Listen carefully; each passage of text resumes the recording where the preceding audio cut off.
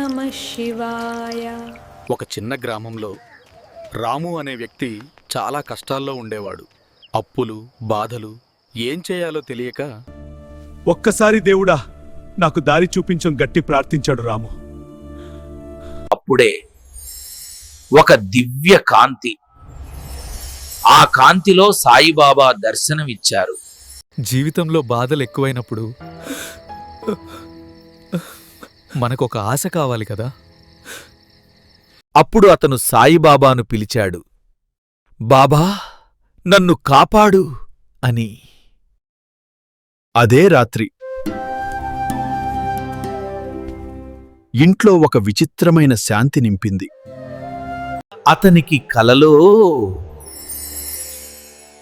సాయిబాబా దివ్య దర్శనం.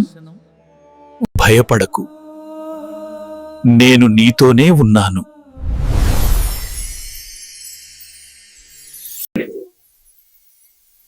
నేను నీ పక్కనే ఉన్నాను.